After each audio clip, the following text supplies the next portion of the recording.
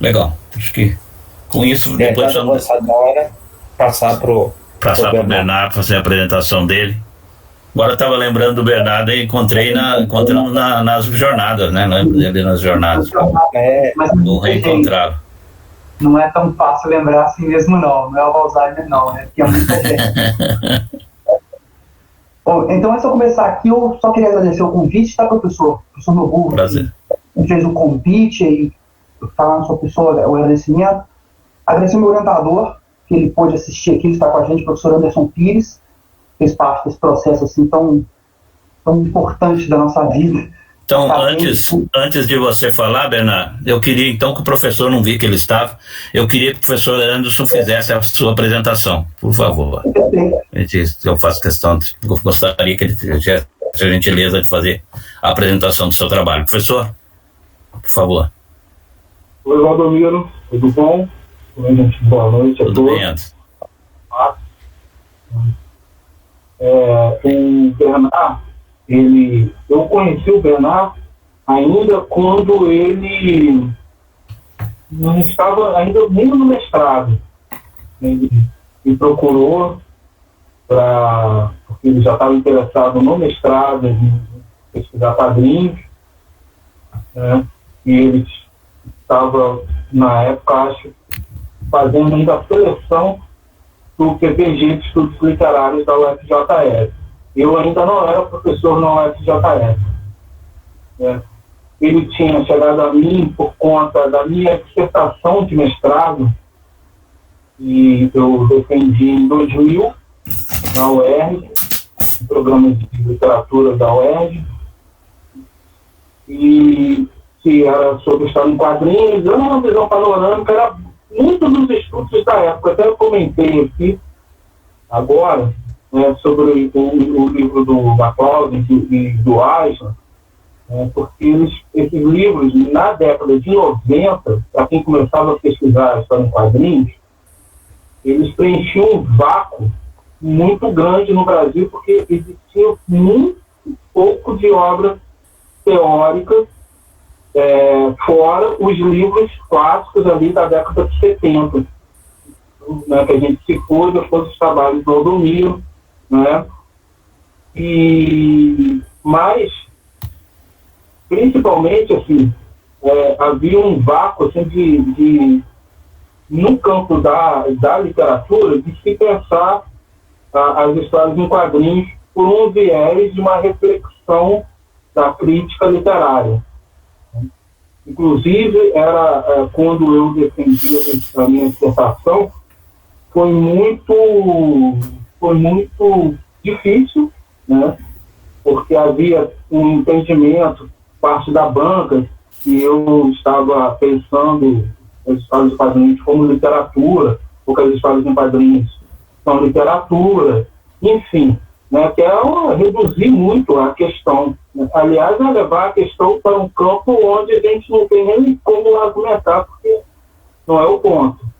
Mas sim de se pensar todo o repertório crítico, todo o repertório de estudos da narrativa da área de teoria literária para o campo dos quadrinhos. Enfim, né? Então o Bernardo ele conhecia esse trabalho e tal, e aí ele entrou em contato comigo. Infelizmente eu não podia orientá-lo, e ele foi orientado pelo professor Ilvan Procópio, que infelizmente faleceu. E o professor Gilvan, ele havia sido meu orientador de iniciação científica. E a minha pesquisa de iniciação científica era um estudo comparativo entre a literatura ali dos anos 70, da Santana, do Panamérica, né? E eram obras que citavam as histórias em quadrinhos, e como que as histórias em quadrinhos apareciam ali como uma referência. O livro da teoria da poesia concreta, que a capa tem os personagens clássicos da Era de Ouro, Brucutu, Mandrake. Então foi muito bom. O Bernard, a sua dissertação de mestrado foi sobre o mouse.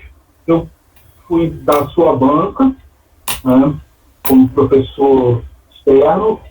Em 2014 eu passei no concurso para federal e logo depois ele ingressou no doutorado. E aí nós invertemos a orientação.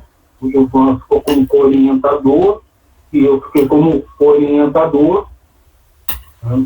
Na época, o Bernard, a gente estava pensando um pouco em discutir a graphic novel, porque é um campo, né, em que o jornalismo cultural, principalmente o jornalismo literário, costuma muito aproximar histórias em quadrinhos da literatura, inclusive em pensar histórias em quadrinhos como um novo tipo de literatura. Um exemplo disso é uma edição da revista Cult, se não me engano, acho que é de 2018, que curiosamente tem uma Dorna na capa, que tem um dossiê sobre o romance gráfico, e o título é A Ascensão do Romance Gráfico. Né? E faz uma referência a um estudo clássico do Aaron Watts, que era a Ascensão do Romance.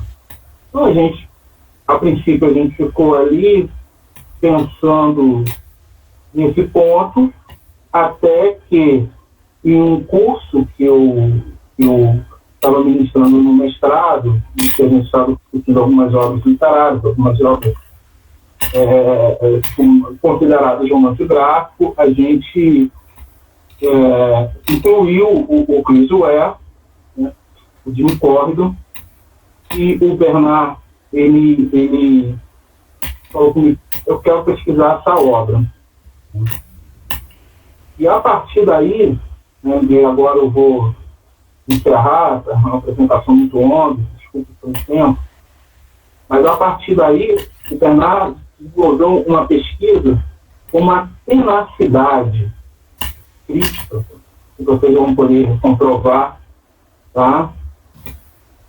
E, ao mesmo tempo, uma obsessão teórica. Eu uso obsessão aqui no sentido não patológico da palavra, mas no sentido mesmo de tenacidade, de um esforço de elaboração crítica, de uma voz própria, em torno de uma obra que é extremamente difícil, né, de ser lida e logo depois de se elaborar uma reflexão crítica sobre ela, dada a sua complexidade narrativa e também a multiplicidade de temática que a obra propõe, que a obra tem.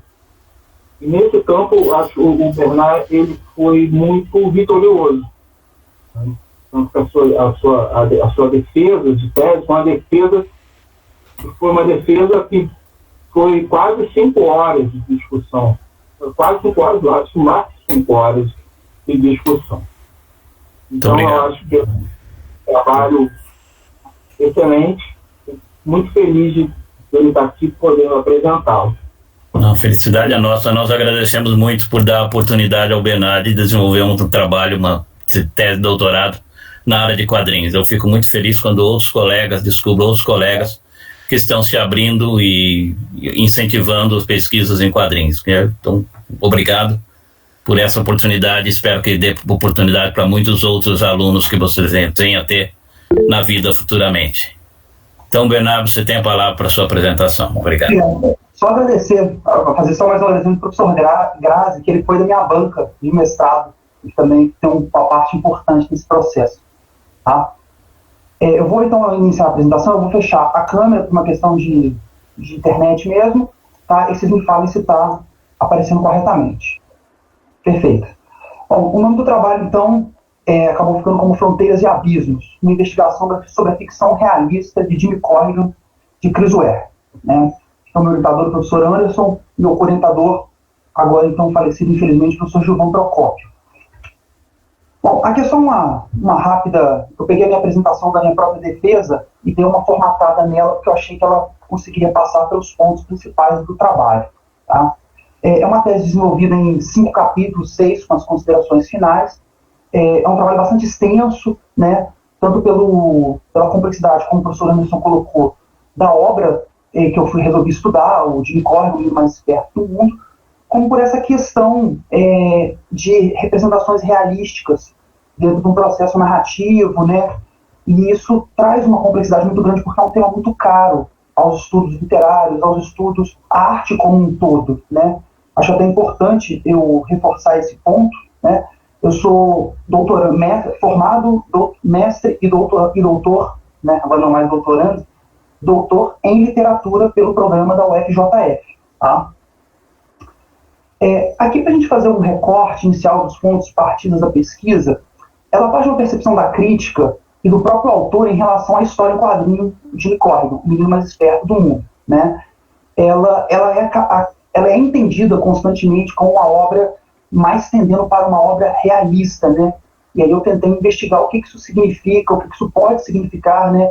E chamava a minha atenção, né? Eu utilizei um livro de entrevistas do Chris Ware, depois quando a câmera ficar aberta eu posso mostrar para vocês, e é um compilado de entrevistas ao longo de muitos anos, da década de 90 até os anos, até meados dos anos 2010, salvo engano. E em diferentes momentos, né, nessas entrevistas, ele menciona essa preocupação, essa ocupação que ele tem com a realidade, né? E aí eu queria investigar em que sentido isso se faz presente na obra, né? É importante também frisar que eu fiz um recorte utilizando como exemplos ao longo da minha tese o universo de quadrinhos norte-americano, por eu ter um pouquinho mais de leitura desses quadrinhos, então eu acabei tentando fazer esse recorte. Então o meu parâmetro assim, de comparação entre obras acabou ficando dentro desse universo. Então, a partir desse entendimento, a tese buscou entender como ocorre a relação entre narrativa realista e as histórias em quadrinhos, né? Cada arte tem a sua particularidade, a sua linguagem própria, né? E em algum momento da vida de alguma manifestação artística, essa questão atravessou o autor, né? Como que eu represento o mundo, como que eu represento as pessoas, isso é possível, isso não é possível.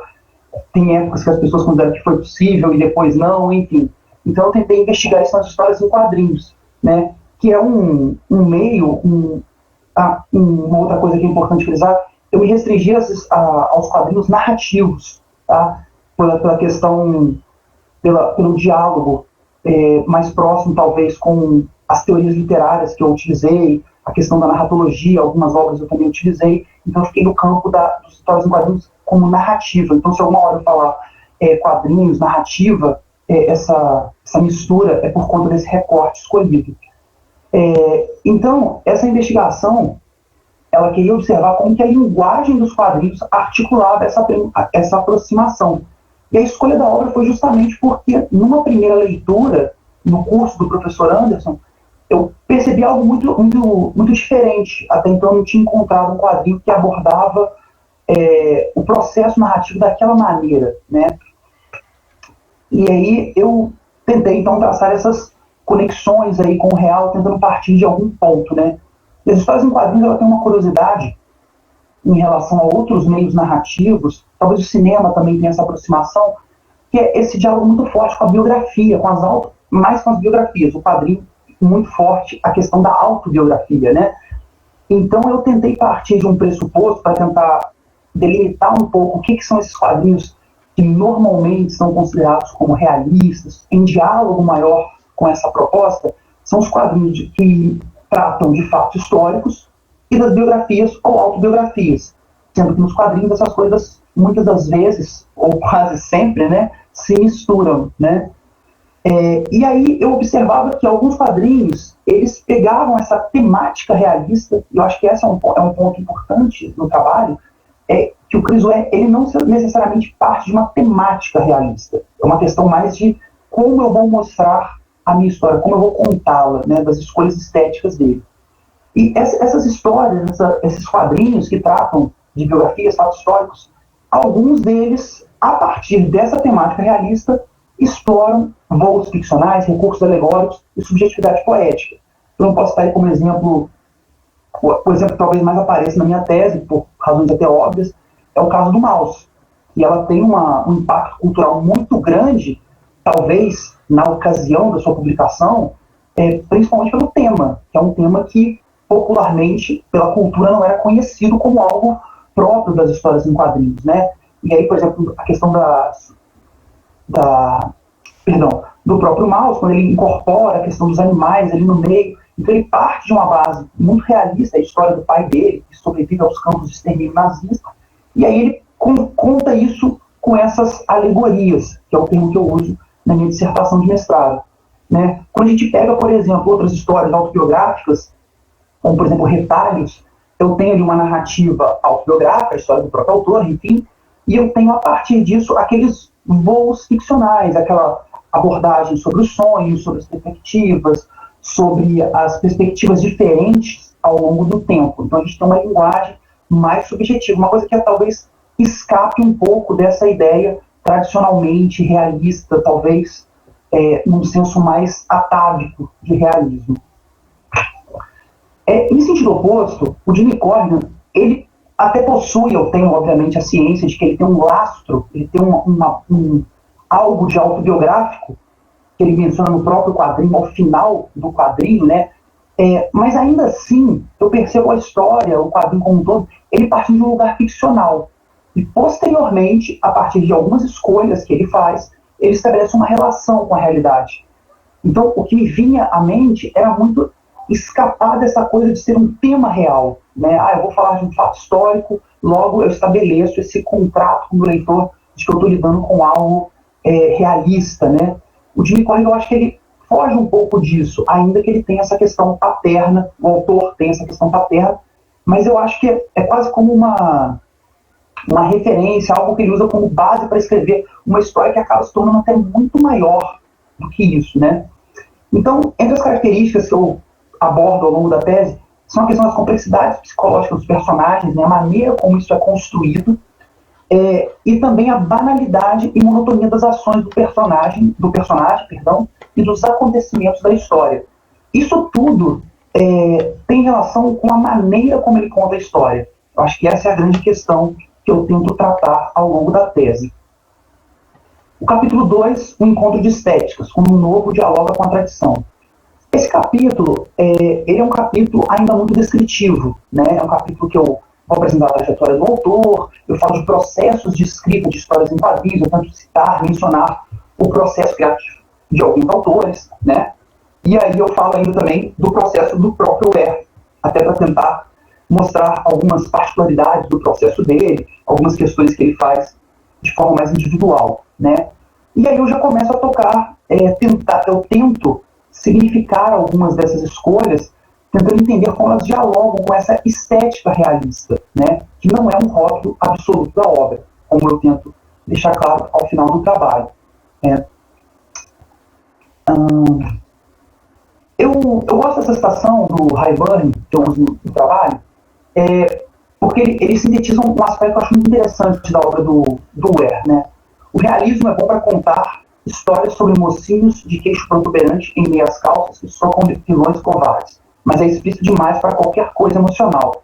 Ele intimida os leitores e suas emoções, transformando sentimento em sentimentalismo, assim como o velho ditado diz que ao escrever ficção, você deve mostrar, não contar. Nos quadrinhos, mostrar demais é contar demais. O Ware manteve suas tiras pictolinguísticas simples, porque seu objetivo não era retratar a emoção, mas criá-las. O Rayburn, ele é um teórico, enfim, que ele compila, ele faz a primeira grande compilação do trabalho artístico do Chris Ware. Eu acho interessante porque ele mostra esse aspecto que eu acho que é muito, muito presente na obra do Ware. Ele não se apoia em convenções semióticas, convenções cinematográficas de determinadas situações. Ele tenta, é o que ele fala, transformando o sentimento em sentimentalismo, né? E o quadrinho do ele é muito cru, assim, nesse sentido. Ele não induz esse universo simbólico, ele cria essa emoção ao longo do quadrinho pelos recursos que eu vou tratar mais adiante. Aqui é um aspecto que o próprio Ware coloca, que ele fala sobre o processo do livro, sobre a estética do livro, que eu acho bastante interessante. Ele diz que Jimmy Corrigan, em particular o próprio livro, trata de alguém que não vê o mundo como algo belo. Dessa forma, o livro é pensado para ser, assim espero, tão belo e colorido quanto puder fazê-lo, como uma forma de contradizer o mal-estar do personagem e dizer, não, isso não é realmente verdadeiro, o mundo é assim, caso você preste atenção nele. Por que eu destaco essa frase, eu até coloco essa imagem aqui, né? É porque é uma cena que o Jimmy ele tenta captar a beleza do mundo, né? Mas ele mesmo não consegue perceber essa beleza, né? E aí tem uma questão, como eu disse, que é muito presente no Jimmy Corrigan. O Chris Ware ele trabalha muito com um jogo de oposição, né? E uma oposição muito evidente é a maneira como o Jimmy é desenhado e como o mundo é desenhado, como os outros personagens são desenhados, né? Quando a gente observa aquela trinca de personagens, né? O Jimmy Corrigan, que é o que está na capa do livro, o pai dele que ele encontra, o avô dele e a versão jovem do avô, assim como a versão jovem do Jimmy, né? Eles têm um traço muito mais estilizado, muito mais caricatural, muito mais simples, muito mais minimalista. E alguns outros personagens eles são mais detalhados. Então, há um senso de descolamento desse personagem, destaca esse personagem desse universo que é tão bonito, né?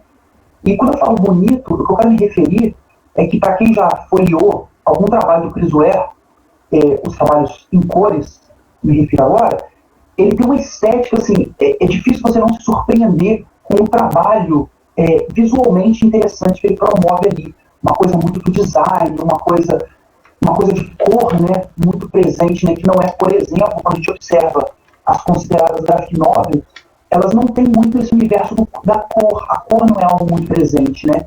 E o quadrinho dele, a cor é um elemento de linguagem importantíssimo. Eu gosto muito desse jogo de oposições que ele propõe constantemente no livro. Tá? Eu vou apresentar algumas dessas oposições. O capítulo 3, o quadrinho mais esperto do mundo, ele já é um capítulo que ele mergulha aí nessa análise da obra. E talvez aí venha o elemento talvez obsessivo, né, da minha análise, né. O capítulo se debruça, então, na obra para observar seus aspectos estéticos e, a partir disso, estabelecer uma relação dessas escolhas com as reverberações de uma realidade familiar ao leitor. Então, o que tem nessas escolhas que evocam esses ecos de realidade para o leitor? Como eu já mencionei, não se trata necessariamente de uma questão temática. Ela pode até estar presente, mas não me parece ser a base, o que realmente chama a atenção quando ele propõe esse diálogo entre o ficcional e a realidade. Uma das partes do estudo, para eu entender isso, foi a questão do layout, um estudo bastante interessante, muito enriquecedor para mim, né? Então eu marco aqui algumas das principais artologias que a gente tem no Jimmy Corrigan, né? Ele oscila entre o quadro da esquerda aqui, uma coisa muito, muito única, um quadro, a gente vai ver também um formato com dois requadros, mas o mais constante na obra é a versão da direita, que é um quadro com muitas imagens, muitos quadrinhos, muita informação. Isso talvez até assuste numa primeira leitura, você não sabe nem muito para onde você olha. Então é um quadrinho muito elaborado no senso da artologia que ele propõe, no tipo de layout, no jogo imagético que ele propõe na sua escrita. Eu elaborei para entender melhor essa artologia, essa significação em que eu tiro todas as imagens e eu deixo só os requadros em si, né? E o que me chamou a atenção quando eu fiz isso, eu vou voltar para vocês observarem de novo, quando a gente vê o quadro da direita, a página da direita, é tudo muito confuso, você não consegue nem entender muito bem qual é o sistema organizacional ali. E uma vez que eu elaborei isso daqui, eu tive uma surpresa, que é um requadro, eu até contei de novo, eu acho que são entre 35 e 40 requadros, o que é muito requadro na página. No entanto, ele usa apenas 3 tamanhos, 3 formatos. Todos os outros são repetições. Uma outra coisa que me chamou a atenção é como ele organiza em linhas as páginas dele. Algumas vezes ele usa 2 linhas, às vezes ele usa 3, né? E, obviamente, o quadro único. Aqui eu vou seguir alguns exemplos de páginas que eu elaborei. Eu fiz, salvo engano, acho que foram exatamente 6 organogramas ao longo da tese, de páginas diferentes. E algumas variações do que eu vou falar aqui, mas eu não vou entrar nesse detalhe neste momento. Aqui, de novo, o jogo de 3 faixas que ele utiliza, né? Aqui eu chamo a atenção um recurso que ele usa que eu acho bastante interessante. Quando você olha nesse esquema, você observa que a página, essencialmente, é composta por 4 quadrados na horizontal, que é aproximadamente esse tamanho C, que ocupa 4 espaços na horizontal, e 3 na vertical. E a partir disso, ele vai variando. Então ele pega o tamanho de um quadrado e coloca um retângulo e 2 quadrados menores. Ele espelha esse formato, ele coloca 4 quadrados, ele coloca 2 retângulos. Ele faz esse jogo de variar um determinado conjunto de quadros que ele estabeleceu. Então eu achei isso bastante interessante porque a gente começa a entender um pouco melhor a organização da obra, né? Ele utiliza uma coisa que chama muita atenção, que é esse jogo de 4 quadros. Isso tem um propósito para mim. Eu acho que ele, quando realiza essa variação de layout, ele explora isso muito bem, eu percebo muito um controle do ritmo, o ritmo da história, né? E só que isso não é uma coisa isolada. Eu não estou me referindo aqui à questão do tempo que o Macaulay coloca, de um quadro maior por um tempo X, quando você fragmenta o quadro, ele vira mais coisas. Eu não me refiro a isso. Eu me refiro a uma repetição mesmo, né? Ele usa frequentemente quadros muito parecidos, né? E isso traz um certo ritmo para a obra, um certo ritmo de leitura, né? Muito vinculado a uma lentidão, que é um traço muito marcante da obra dele. Aqui eu quero destacar um outro recurso que eu chamei de microquadros, né? Ele utiliza em vários momentos da obra, quando a gente observa a página como um todo, ele faz essa sequenciazinha de 3 quadros que eu destaquei maior aqui na parte superior, aqui direito do slide, né? Ele usa muito esse recurso de fragmentar um momento que em si já é lento, e ele fragmenta ainda mais. Isso se mostra importante para mim quando eu vou cruzando as teorias com a variação do quadrinho. Eu comecei a perceber como que ele tem essa preocupação com pequenos momentos, né? E aí é um ponto-chave da história. A história é contada nesses pequenos momentos. Por isso que eu distanciei a temática do Tim Corbe no realismo, enquanto temática, enquanto obra realista. A palavra realismo eu não uso por conta do movimento, né? Eu só uso ela quando eu vou fazer o estudo histórico do termo. Ele utiliza esses quadrinhos para mostrar essa dilatação do tempo. Então, a história em si ela não é grandiosa, ela não tem uma grande história, com grandes eventos, com grandes acontecimentos.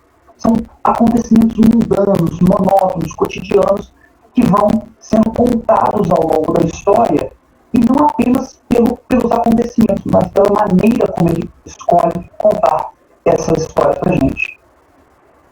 Aqui eu falei da cor, eu identifiquei alguns recursos de cores, né? A cor, ela me pareceu muito um recurso organizacional, né? Além de um recurso narrativo também, né? Ele usa ali, uma das formas que ele usa a cor, essa divisão de ambientação temporal, né? Para quem leu a história, eu tenho um momento no passado, que é a infância do avô do Jimmy, e eu tenho um presente diegético ali. Tem alguns outros 2 momentos ali, mas os grandes momentos são esses 2. E a gente nota uma diferença muito grande na paleta que ele utiliza, né? Tem uma paleta muito mais apagada, mais opaca no passado, e uma paleta mais viva, né? No presente. Essas cores, principalmente no presente, a gente consegue ver melhor, essas cores vibrantes, elas vão ganhando pontos de atenção da história, né? Por isso que eu disse que a cor é um elemento de linguagem muito forte para ele, né? Para o Chris Ware. Ela conduz o olhar do leitor, ela estabelece pontos de atenção, né? Ela estabelece esses momentos.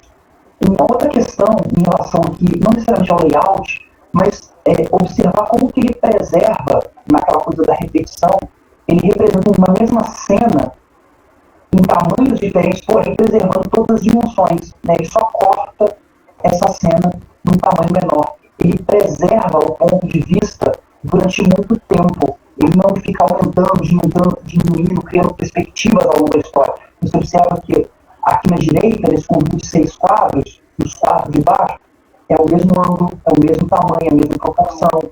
No canto esquerdo, também a gente percebe uma continuidade desse ângulo. Aí aqui ele muda o ângulo, mas ao longo da cena ele preserva. E assim ele conduz a história. Você não vê grandes diferenças de tamanho, mudanças de perspectiva e de distância do olhar em relação à cena. Isso traz também um senso de estático, de estar muito parado. Então, ele foca numa determinada cena, num determinado momento, e ele vai narrando aquele momento em vários quadros para mostrar que aquilo está acontecendo ao longo de um tempo. Ele não fica oscilando aquele ângulo. Aqui é um recurso que eu achei bastante interessante. Ele usa as cores para definir um momento. Essa cena do consultório, salvo engano, ela tem 22, 21 páginas. E ela essencialmente é construída por esse tom de verde, com esses pontos vermelhos, né? Como eu já mencionei, ele chama a atenção para algumas coisas, né? Esses anúncios que ele coloca ao longo do texto, né? Aqui não é exatamente o anúncio, mas ele tem aquela conotação de anúncio, né? O sangue, o vermelho, ele cria esses pontos que chamam a atenção do leitor, né? E ele faz essa cena todinha ao longo dessas, salvo engano, 21 páginas, né? O livro não tem uma divisão formal de capítulos. Você consegue perceber o final de alguma cena, o final de alguma coisa no início de outra. Normalmente, por alguns elementos que ele coloca, salvo engano, ele está no próximo slide até, ainda um pouco mais adiante, e pela finalização dessas cenas. Esse recurso, esse mosaico narrativo que ele usa em outras histórias também, é algo bastante interessante vinculado a essa questão da memória, né? Ele estabelece por isso eu uso a palavra mosaico, esse painel de imagens, de momentos da narrativa que vão contando pra gente e você não sabe para onde você vai, porque ele volta numa imagem anterior e você tem que retornar adiante. Então é uma leitura muito livre, né? Que reproduz muito esse senso de uma lembrança, de como você se lembra das coisas, né? Então, esse diálogo entre quadrinhos e memória, né? Então, é interessante, como o professor até falou há pouco sobre a questão do Joyce, né? Que não tem uma linearidade tão grande, né? Aqui o Ware, ele brinca um pouco com isso, né? A gente quebra muito com a linearidade aqui. E a leitura, ela fica muito complexa, assim, ela demanda uma atenção a mais. Principalmente porque ela quebra o parâmetro da obra, o padrão da obra, né? O paradigma não é esse. O paradigma é, como eu mostrei aqui atrás, páginas todas com linhas retas, regulares, né? Você tem retângulo, você tem pouquíssimos requadros e formas que não sejam quadriláteros, por exemplo. Aqui a questão das inserções gráficas, essas logos que ele utiliza, né? E aqui eu volto naquela questão do jogo de oposição que ele faz, né? O Jimmy Corey é um quadrinho absolutamente colorido, né? E aí, talvez, numa primeira leitura, numa ideia muito estereotipada, inclusive de quadrinho, essa ideia da cor como algo divertido, algo talvez leve, né? Que remeta a um outro universo de quadrinhos mais infantil, né? No entanto, ele conta uma história absolutamente séria, uma história absolutamente falando de sofrimento, de alguém que não conhece o pai, uma pessoa com uma insegurança absurda em relação à sua vida, né? E aqui, mais uma vez, ele faz esse jogo, né? Ele tem uma história, como eu comentei agora, né? Algo muito sério, muito pesado, narrativamente falando, psicologicamente falando, e ele coloca, em alguns momentos da história, essas logos que meio que relembram, que trazem uma coisa, um senso muito infanto-juvenil para o quadrinho. Então, esse jogo de oposição de uma narrativa séria e essas interjeições gráficas que ele coloca, dessas logos que lembram, em certa medida, o nome do quadrinho. E, por óbvio, nós sabemos o nome do quadrinho, mas ele coloca isso o tempo todo, né? Em relação com as publicações originais da obra, né? Que ela vem nos fascículos da Acme Novels, né? Então ele é um quadrinho menor, ele brinca com os tamanhos e tal. E aí tem muito essa coisa do trabalho do design gráfico, né? É uma característica muito forte do Ware. Esse fascínio pelos logos, pelos rótulos, né? A gente vê isso muito presente na obra dele. Isso faz essa oposição. Aqui é um recurso narrativo que ele usa que eu achei bastante interessante, né? Eu vou citar uma fala do Art Spiegelman, que eu vi um livro, que o Ware fala que o Spiegelman disse, né? filmes assim, que ele tem dois óculos, um óculos para ler e um óculos para ler o trabalho do Ware, né? E realmente, para quem já tentou ler, por exemplo, essas páginas, é algo muito custoso. Eu não sei nem dizer o tamanho dessa fonte, é algo muito pequeno. São textos que estão no verso de cada uma dessas imagens. E esses espaços, eles estão presentes na obra. Não necessariamente do jeito que está aqui, porque esses textos aqui, eles mostram a história da cidade. É ali que você tem uma noção de quando você...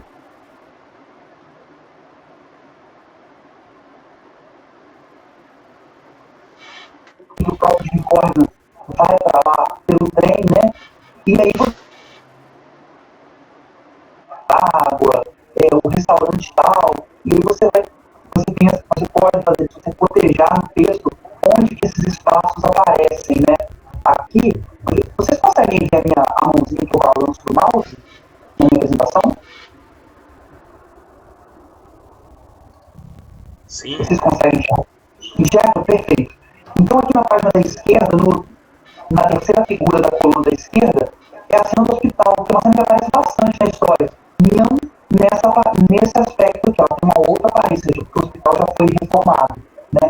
Então é interessante porque ele utiliza, fazendo aqui um paralelo com o Watchmen, né, com aqueles paratextos do Watchmen, ele utiliza esse paratexto para acrescentar, enriquecer esse universo dele.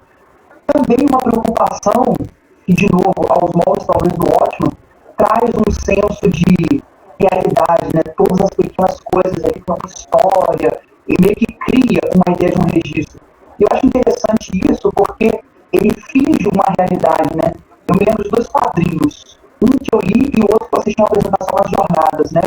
É o A Vida é Boa Se Você Não Fraquejar, né? Que o Seth inventa um quadrinista que é obcecado com ele, então a história tem um misto de autobiografia com ficção ali, que você, no final você percebe, pô, mas esse cara não existe, né? E aquele quadrinho, né? Como me fugiu o nome, eu não falei corretamente, é a história do Charlie Chan Rothschild, eu acho, que também tem uma invenção de um quadrinista, né? É uma história que você lê e pensa, nossa, quem é esse cara? Quem é esse quadrinista que eu nunca ouvi falar e tudo? E na verdade é uma ficção, né? Então também são quadrinhos que brincam com esse diálogo entre ficção e realidade de uma maneira para além da documentação histórica ou autobiográfica. O capítulo 4 talvez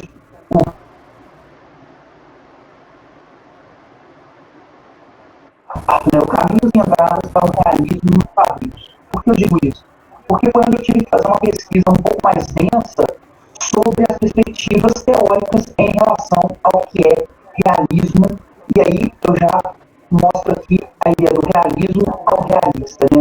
O capítulo aproxima a teoria literária e as histórias em quadrinhos para discutir a construção narrativa e suas aproximações com a realidade. Como eu mencionei, a minha base acadêmica é a literatura, né? Então nós utilizamos ali alguns preceitos teóricos da literatura que analisam, teorizam, né, a respeito da construção narrativa, né? Alguns outros textos também são da narratologia, ainda que eu não tenha uma familiaridade com a narratologia em si, eu tive apenas acesso a alguns livros. Eu tento buscar esse arcabouço para entender alguns conceitos, para ver como que eu posso entender o universo reconhecível dentro da narrativa, né? Então, a mudança de termo destaca justamente uma adjetivação. Eu não falo que a obra ela é uma obra realista de uma maneira absoluta, né? Ela tem traços, ela tem características ali que me chamam muita atenção, que eu poderia talvez encontrar em outras obras também. No entanto, o que me chamou a atenção é que justamente essa caracterização é o que fundamenta a obra. Nem tanto a história contada, mas, mais uma vez, a maneira como ele escolhe contar. Então, é isso que me trouxe esse estranhamento com a primeira leitura, que me despertou esse anseio por investigar como isso aconteceria, né? Bom, aqui eu faço um rápido compilado dos autores que eu trabalhei, alguns deles, obviamente, alguns outros, né? Mas esses foram alguns bastante importantes para a minha discussão. O Aristóteles, por uma questão da verossimilhança, né, uma base para a gente entender esse conceito, e a construção narrativa, né, e por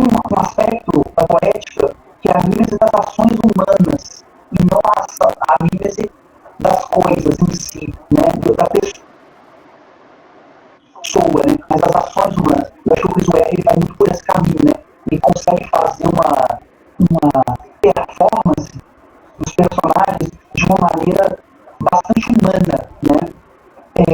O Neil Watt e o Foster, né, eles falam do surgimento do romance literário em relação ao realismo.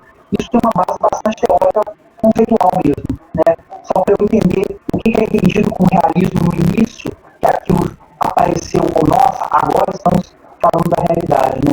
Então eu utilizei esse estudo sobre o primeiro contato da realidade na literatura para entender como era o pensamento, para tentar trazer essa reflexão para os quadrinhos, né? O C.S. Lewis, ele fala, tem um texto bastante interessante, ele fala sobre a construção narrativa a partir dos realismos de conteúdo e de representação, né? Acho que, usando essa terminologia,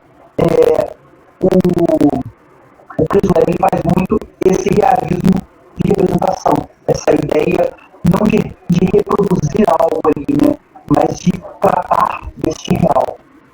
O Weiser, ele fala sobre a desconstrução de dicotomia realidade e ficção, e ele fala desses atos de fingir, né, a ideia da seleção, do processo da própria construção narrativa, né, que você seleciona informações para colocar no seu texto, ficando de uma maneira mais rápida, né, o desnudamento da ficcionalidade, né, que é talvez um exemplo que a gente possa ver isso com muita facilidade, de novo, é no Maus, né?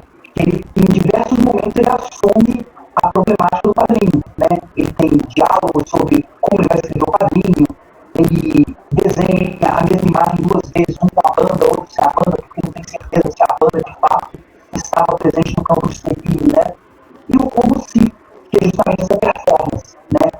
Em relação com esses efeitos, esses ecos de realidade, algo que o leitor reconhece como familiar.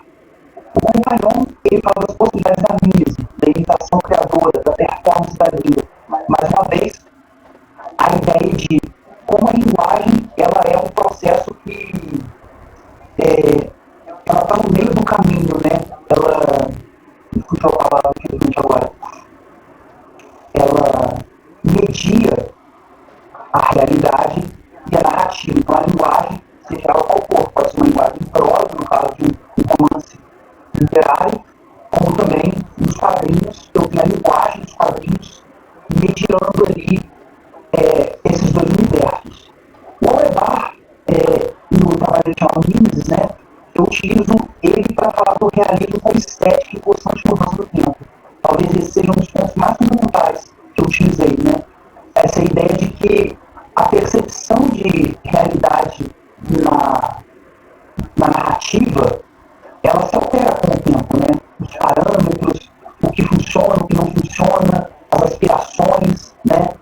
E no quadrinho isso também acontece, né? Você tem um momento ali muito vinculado, talvez, à autobiografia, uma coisa muito mais assim. Acaba sendo muito robusto nos anos com o surgimento da publicação das nos outros 2000, mas ela antecede bastante isso, né? O próprio Malta antecede bastante isso, né?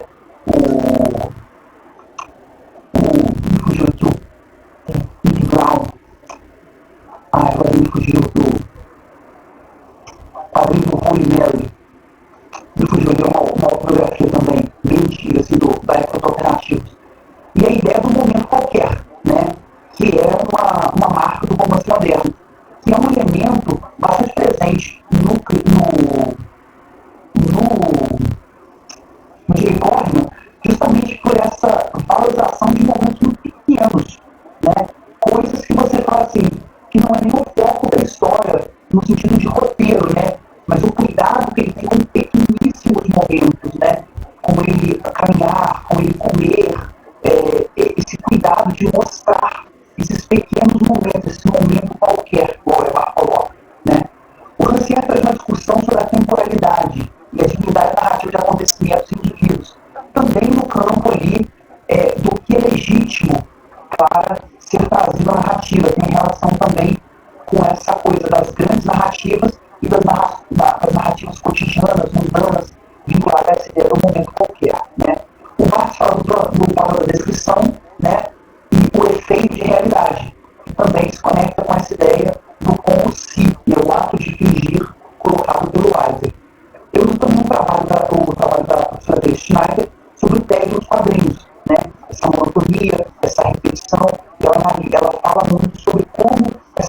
fantasia acontece dentro dos quadrinhos. Eu trouxe um pouco disso para relacionar como que isso remete a situações do nosso cotidiano, né? Então há um diálogo com algo familiar ao leitor. O quinto capítulo, ele ainda trata dessa questão de realidade, então são capítulos muito próximos, o capítulo 4 e o capítulo 5. Uma dificuldade muito grande que nós tivemos na escrita foi organizar esses textos, né? E a todo momento você toca nessa questão e você fala, não, vou falar isso depois quando eu tiver teoria, não, vou falar isso quando eu estiver analisando, não, vou falar isso quando eu estiver introduzindo. Então foi muito difícil essa organização, mas chegamos com essa formatação. E no capítulo O Irreal, eu estabeleço 3 eixos de análise, né? A questão da descrição, a presença da descrição. E aí eu trago o George Lukács, o Barthes, que eu já mencionei no slide anterior, o Thierry Grostin fala muito disso, né? Ele comenta bastante sobre como que a descrição está presente ali no processo narrativo dos quadrinhos, né? Porque a imagem em si ela é um processo descritivo, porém ela também é narrativa, né? Então essa separação ou não separação que se pensa entre narrar e descrever é uma discussão bastante interessante para o universo do quadrinho. Acho que o visual isso muito bem, né? Principalmente pela questão que está vinculada aqui embaixo, né? A questão do silêncio, né? O silêncio talvez uma marca muito forte nos quadrinhos do Chris Ware, né? Vinculado a isso, né? Eu já mencionei anteriormente a questão da lentidão, e a repetição e a recuperação do layout. Então, é uma repetição em várias camadas. Ele repete o layout, ele repete as imagens, ele coloca ecos ao longo da história. Só para citar aqui, eu vou voltar bastante nessa cena aqui. A cena da esquerda dos prédios é uma cena que ecoa ao longo da obra, em diferentes momentos do tempo. A gente observa aqui também, ó, mais adiante, é um detalhe pequeno, né? Mas você tem aqui, ó, na parte da direita, uma recordação de infância, de memória, e ela está na mesma cena, no mesmo ângulo. Então, de novo, eu tenho essa repetição, né? Por retornando, eu tinha parado. Então, a descrição é um elemento importante, né? Como que o Ware constrói essa descrição, porque na discussão sobre realismo, a descrição é muito clara, né? Eu escrevo demais, então, o primeiro pensamento é eu escrevo muito, eu vejo muito, logo é muito real. E percebeu-se que em um dado momento que não, por causa da questão da subjetividade, né? E o quadrinho, ele é resgatava a descrição, só que ele tem esse processo muito delicado, né? Entre narrar e descrever. Essa cena é uma cena de análise que, sendo muito sincero, é uma das cenas que me fez escrever a tese, né? É uma cena que fala sobre silêncio para mim, né? Elas são 2 páginas praticamente idênticas.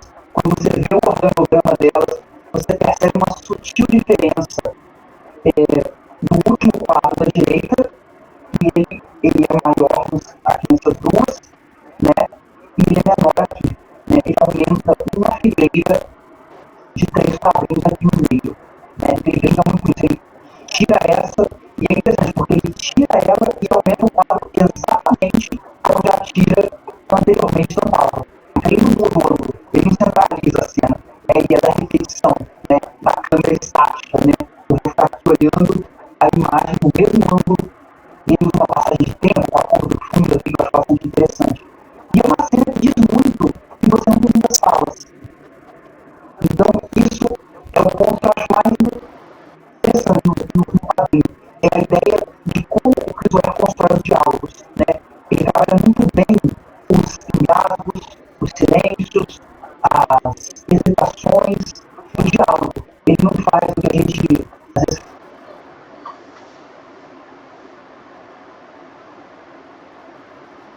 às vezes, você não divide, ele põe uma cabeça e põe um balão gigantesco. O cara dá um monólogo ali, né? O Chris Ware não. É muito diferente. Os balões eles são muito pontuais, são muito pensados, né? Então, nas considerações finais, deixa eu só uma olhada aqui, porque eu não quero entender muito, porque o horário ficou um pouco avançado, né? De que modo, então, o réu pode ser mapeado de unicórnio e menino mais esperto do mundo, né? Então, tem um senso de fuga ali, né? O quadrinho apresenta protagonistas de uma imaginação que os afasta de suas vidas ordinárias, distanciando de suas próprias realidades. Então tem um senso ficcional muito forte no quadrinho. Os personagens dele, eles fogem o tempo inteiro da própria realidade. Aqui, como eu tinha mencionado, na contramão do quadrinho realista, não são as questões autobiográficas, históricas, temáticas, históricas, documentárias, que realizam uma relação com a condição humana, mas os elementos ficcionais, né? As escolhas estéticas de Ware. É uma história, esses personagens não existem, mas eles têm uma construção muito humana nesse sentido. Então, a obra apresenta uma linguagem que se distancia de transposições de códigos cinematográficos literários. O Ware é muito categórico nisso, né, de fugir desses códigos, principalmente cinematográficos. Ele não busca um capoete poético literário, nem se estabelece como um desenho mais representativo. A questão da descrição também aparece ali, né? O Ware explora a disposição visual dos elementos e como eles se relacionam de modo a construir significado narrativo. O Ware faz isso pelos quadrinhos e não apenas nos quadrinhos. Ele não coloca uma história, entre aspas, real, contada em quadrinhos.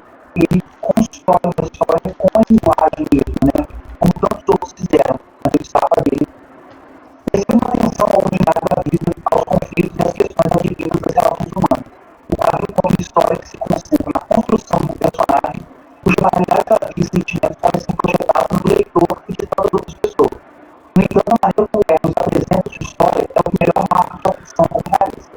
A atenção aos pequenos momentos, ao momento qualquer, em estabelecer uma outra possibilidade narrativa maior que a sequência de eventos, e culmina em um desfecho lógico ao texto. Ao mesmo tempo que utiliza as possibilidades de um caminho longo que permite o desenvolvimento dos personagens e universo estabelecido, o reflete com uma constante continuidade dos vários quadrinhos.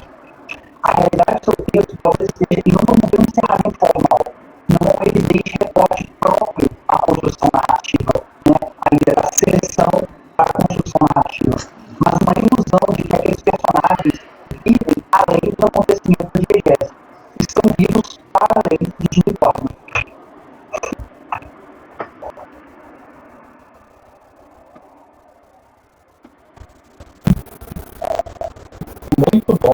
Muito bom, gostei muito. Foi interessante. Bem, antes de mais nada, eu quero convidar o Bernardo e o Anderson para fazerem um artigo para a revista Nonato. Estamos à disposição. Talvez separar um capítulo, uma abordagem bem geral. Sai um ótimo artigo para a revista, com certeza. Então, parabéns pelo trabalho, pela abordagem. Muito interessante. Então, temos aí alguns minutos para algumas perguntas, alguns comentários dos colegas. Alguém tem algum comentário, alguma pergunta? Robson, por favor. Boa noite, Bernardo, parabéns, né? Muito bom o seu trabalho. E um comentário que todo mundo falou. Eu achei um trabalho excelente. Achei o seguinte, que ele serve como exemplo exatamente para isso, para essa dificuldade que alguém ainda tem em olhar, atravessar, virar o nariz para os quadrinhos, sendo abordado como os quadrinhos sem ranço, sem precisar estar dizendo que é mídia, né, querendo dizer que é uma literatura menor, quadrinhos. Eu vi, assim, muito bom, parabéns.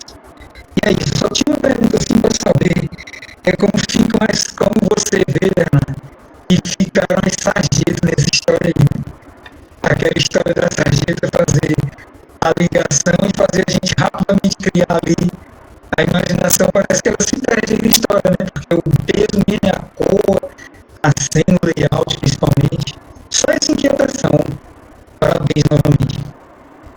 Olha, eu vou ser muito sincero com você. Tem umas páginas daqueles layouts que eu apresentei que ele utiliza uma sarjeta bem maior, mas a sarjeta do quadril dele ela é muito estreita. Eu não analisei o processo, a função, a finalidade da sarjeta dentro da função narrativa do unicórnio.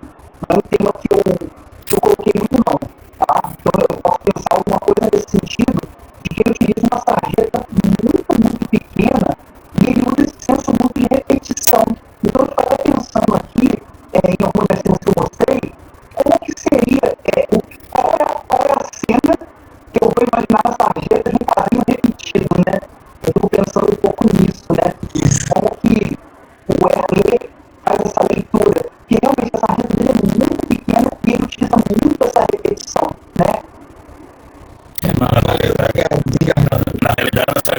mesmo quadrinho, porque é o mesmo momento.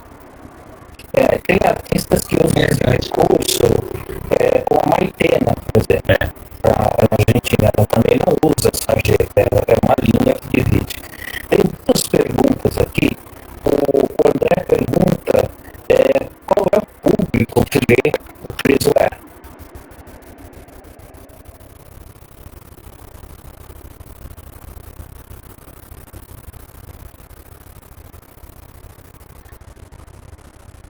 É o Arcano. André. Eu não ouvi a fala como muito cortada, não consegui ver. Eu fiz até procurar aqui no chat, né? Eu acho que é uma questão assim, a pergunta eu não consegui ver. Ele é o público do Chris Ware. Ele é o Chris Ware. Qual editor? Olha, professor, nas publicações originais, né, ele é vinculado ele escreveu uma comunicando, né? Então, até uma questão que eu colocou no livro ali, né? Quadrinhos alternativos, ele tem uma leitura deles, né? Como uma ideia de alçar os quadrinhos a um status mais artístico, né? De fazer mais experimentações estéticas, né? Fugir, talvez, escapar um pouco de um paradigma mais comercial, né? Então, eu pressuponho, né? Que o leitor dele, na ocasião da publicação, esse leitor bastante especializado no quadrinho alternativo, né? No segundo momento, quando ele publica o compilado, né? Que a gente pode chamar de graphic novel, não entra nesse mérito, nessa discussão, nesse momento na tese, quando você tem a graphic novel dele, você já vive um momento de recepção cultural muito mais saudável, né? Ainda que eu ache que o quadrinho do Jimmy Corrigan, ele é muito pouco lido. Não sei se pela dificuldade, pelo não ter um processo midiático tanto em torno dele, caso eu compare com obras como Fan Home, ou qualquer coisa do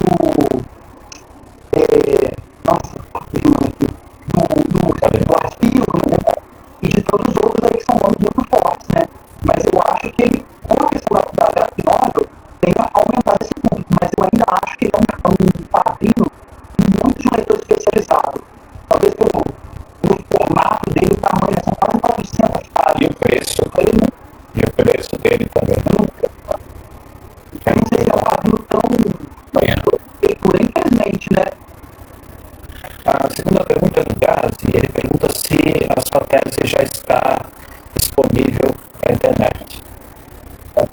Sim, ela já está no repositório do UFJF. Eu até tinha pensado em colocar o link na apresentação, mas aí como é longa, se você quiser eu posso colocar no chat até o link, não tem problema não. Tá bom. Rapidinho. Digitando o nome do slide, encontra. Eu não sei se esse material vocês ficam com ele, se vocês se interessam com ele, mas eu vou colocar aqui no chat de qualquer maneira. Eu não me lembro bem, Roberto, mas se eu não me engano, a primeira publicação do Chris Ware foi na revista da mulher do Art Freeman, né? Na Aurora. Que é uma revista cult, não é uma revista popular. I guess, Adventure Thrilling Stories. Por isso que tem um capítulo chamado de Glória Jimmy. Eu acho que é essa história. Que tem um personagem, sabe, na capa de cómic que aparece o tempo inteiro? Aquele personagem é o God. Ele tem um personagem que aparece em vários quadrinhos dele. É o personagem Deus dele. Aí ele usa essa capa, é suplemento de uma coisa da figura paterna ali. Eu acho que a primeira publicação dele é essa. Posso até confirmar aqui na tese. Esse trabalho. Só para mostrar, professor, eu mencionei aqui, esses livros que eu acho interessante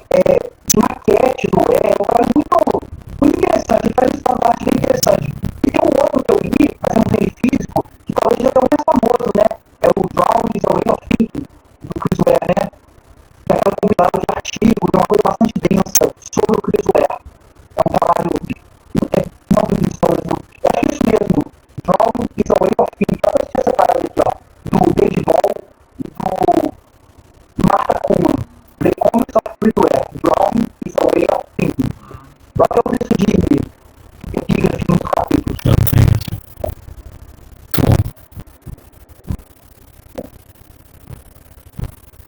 Mais alguma coisa? Eu estou só separando aqui o texto para procurar O Robson está perguntando aqui o que significa o termo astrologias. Eu acho que é artrologia. Artrologia. Na análise do layout. Esse termo eu posso estar até enganado na hora de explicar. Eu vejo ele no trabalho do Brostin, né, no sistema de O Brostin que eu uso. Eu acho ele lá mesmo, ele não contexto do outro lugar, não. É justamente o estudo dessa relação das imagens, né? É o esqueleto da página, né? É como que a página é composta, como ela é construída. Por isso que eu fiz aquele esquema de colorir os quadrados, requadros, né? Para a gente ter uma visibilidade da arqueologia, como que ele organiza, né?